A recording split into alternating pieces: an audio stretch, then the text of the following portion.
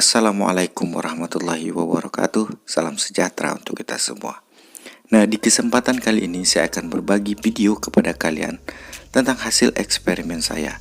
Yang mana eksperimen kali ini saya mencoba untuk mencarger baterai 18650 ataupun baterai bekas laptop dengan susunan 3S dari bekas BMS baterai laptop. Tentunya BMS bekas baterai laptop ini tidaklah sama dengan BMS yang kita beli jadi di pasar ya, beli online shop tentunya. Jadi BMS baterai laptop ini mempunyai trik dan cara untuk menghidupkan ataupun mengeluarkan tegangannya. Nah, sekaligus di video kali ini kita akan menguji dari fitur-fitur apa saja yang ada tertanam di dalam BMS bekas baterai laptop ini. Oke sahabatku, semoga video ini bermanfaat untuk kalian, untuk saya dan penghobi elektronik dan juga penghobi yang bekas-bekas seperti saya. Selamat menyaksikan.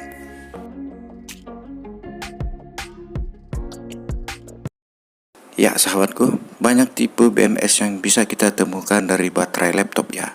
Semua baterai laptop mempunyai BMS, cuman BMS-nya berbeda-beda, baik dari sistemnya maupun komponennya. Ini dari satu BMS ke BMS lain, dia mempunyai isi kontrol yang berbeda tentunya. Kalian bisa lihat sendiri nanti. Oke, kebetulan yang saya dapatkan BMS ini adalah BMS 3S. Oke, seperti inilah penampakannya ya. Yang seperti ini ada BMS 3S juga, cuman IC kontrolnya berbeda. Kemudian untuk yang satu ini adalah BMS 4S ya. Nampak berbeda karena kabelnya terdapat 5 kabel. Tentunya kalau yang 4S itu kan 4 kabel ya. Oke, demikianlah sahabatku ya. Jadi setiap baterai laptop itu mempunyai BMS dan tipe yang berbeda-beda, baik dari IC control maupun MOSFET-nya. Oke, sekarang kita langsung kepada perakitan saja, bagaimana susunan dan cara merakit baterai kepada BMS ini. Oke sahabatku, ini adalah BMS 3S, yang mana di BMS 3S ini terdapat tulisan Faithless. Oke, saya dekatkan lagi ya. Oke, Faithless ini artinya 12,6, nanti voltase masuk ke situ. Kemudian ada VH ini adalah tegangan 8,4 ya. Kemudian VL 4,2 dan Vmin adalah 0 volt. Itu kan biasa ada tulisan di BMS. Jadi Faithless, VH, VL dan Vmin ada 4 kabel. Ini menandakan bahwa BMS ini adalah BMS 3S ya. Oke, kita langsung kepada perakitan saja. Saya tulis dulu skemanya ya agar tidak salah. Ya, ini adalah gambaran 3S baterai yang kita susun seri 3 ya. Oke, yang pertama untuk Faithless dari BMS ini terhubung ke baterai yang paling ujung ya, di 12,6. Kalau tegangannya di situ penuh 4,2 ya. Faithless terletak pada ujung dari baterai ini ya. Ini posisinya biasanya 12,6. Kemudian kita lanjut ke VH. Kalau VH ini terhubung ke 8,4. Nah, di situ dia posisinya. Jangan sampai terbalik nanti kawan. Kemudian kita lanjut ke titik VL. Nah, kan ada VL tuh sebelum Vmin. VL masuk ke 4,2. Kalau di BMS beli jadi kan ada tulisannya tuh. Kemudian Vmin lari ke 0 volt. Iya, atau Bmin kalau di BMS. Oke, begitulah ya sahabatku, perakitannya cukup mudah. Kalau dihitung dari jumlah biasa tulisan kita ngikut BMS ini adalah 0, 4,2, kemudian ini adalah 8,4, dan yang terakhir di sini adalah 12,6 volt. Iya.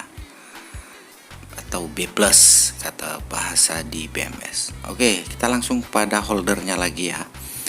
Untuk holdernya kita susun seri seperti biasa. Kalian susun seri dari 0 plus min plus min plus min plus ya di holder baterai. Saya rasa kalian sudah mengerti dan banyak yang tahu lah. Oke, setelah kalian susun kabel seperti ini, Oke, nanti kita kasih baterai. Terus lanjut, sebelum pengisian baterai saya cek dulu tegangannya di setiap perselnya ya. Saya menggunakan baterai yang saya paralel 2 ini ya, rata-rata tegangannya di 4 volt. Sekarang saya susun baterai ini secara seri karena kan holder ini telah kita hubungkan secara seri tadi kabelnya. Jangan sampai terbalik antara plus minusnya. Kalau terbalik ya mungkin BMS bisa mengakibatkan kerusakan pada BMS-nya.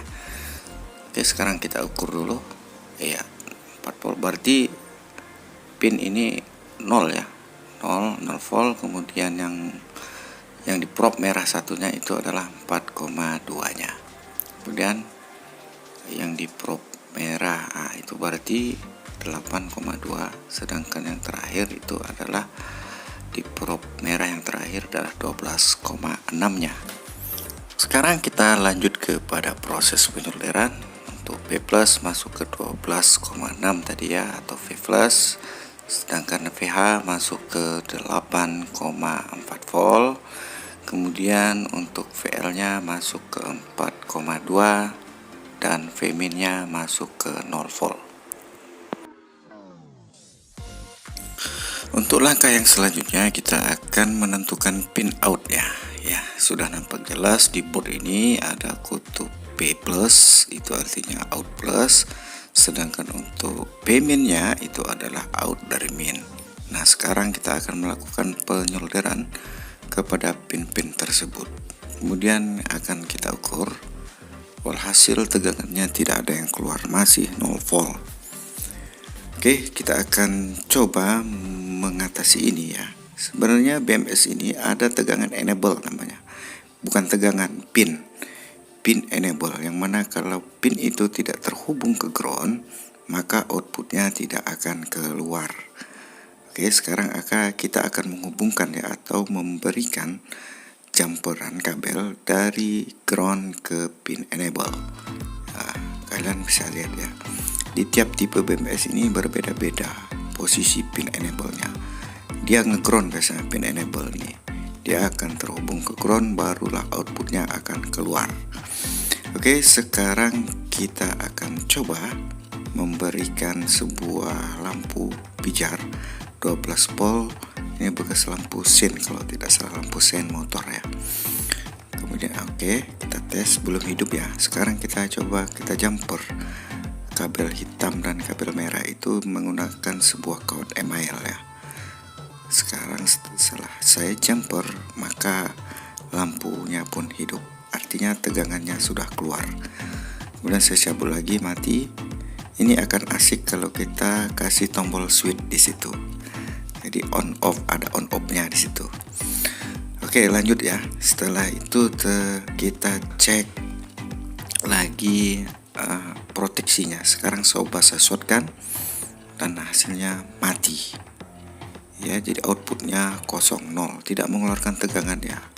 Auto protection, ada proteksinya. Gimana cara menghidupkannya kembali? Oke, saya cabut lampunya, masih juga tidak hidup ya, tidak mengeluarkan tegangan. Kita cabut jumperannya, kemudian saya colokkan kembali jumperannya, maka lampunya akan hidup. Itulah ya kita reset dari auto proteksinya. Sekarang ini adalah NTC, negatif temperature coefficient. Ini adalah sensor suhu ya. Apabila ia mendapatkan suhu yang melebihi dari kapasitasnya, maka BMS ini akan mati. Nah, kalian lihat sendiri. Biasanya NTC ini terhubung ke baterai ya, ke baterai dari baterai laptop ini. Jadi apabila suhu baterai panas, ada kegagalan di dalam pengisian, misalnya contoh baterainya sudah swak, maka output dari BMS ini akan 0 atau tidak akan mengeluarkan tegangan. Ada sensor suhunya. Oke, demikian ya sahabatku, cukup mantap untuk BMS ini, bekas tapi berkualitas. Sekarang kita akan coba untuk menchargernya dengan tegangan 12,6 volt. Apakah dia akan mengisi? Sekarang saya coba colokkan ke power supply. Oke, kalian dilihat di power supply saya tidak ada menunjukkan ampere yang naik. Sekarang saya coba kuras dulu. Mungkin BMS ini membaca bahwa tegangan di baterai sudah penuh. Sekarang saya coba menghubungkannya dengan cek capacity tester baterai. Kebetulan ini kan 12 volt maksimal, 13 volt maksimalnya, 15 volt. Oke, dibacanya 11,8 ya. Cobalah kita kuras terlebih dahulu. Kita beri limit dia di 1 volt atau berapa saja ya. Kita tidak tahu berapa under voltage dari BMS ini ya. Tegangan paling bawahnya di cut off. Oke, sekarang coba kita kuras dia, biar dia merasakan kenikmatan kurasan dari kapasitas tester ini. Harus dikasih kipas, panas tuh. Kalau tak dikasih kipas, bisa-bisa pecah resistor kapurnya. Oke sahabatku, saya potong saja videonya sampai dia berkedip-kedip ya. Oke, setelah dia berkedip-kedip, kita ukur tegangannya 11,81. Berarti tadi dia itu bukan protek tadi ya. Pantasan cuma sebentar saja dia protek rupanya. Masih tetap di 11,81. Sekarang coba saya charger. Oke, naik ya di 630 mA. Memang harus diberi beban baru masuk ya chargerannya. Oke, setelah ini coba saya cek satu persatu dulu tegangannya. Masih tetap di 11,8. Setelah dia penuh tadi ya, saya ukur. Masih mungkin ini BMS 11,8. Bingung saya. Itulah casingnya sudah dibuang. Sekarang kita cek per selnya saja. 4,06 sama 4,06 sama, oke, sama rata, berarti BMS nya bagus ya.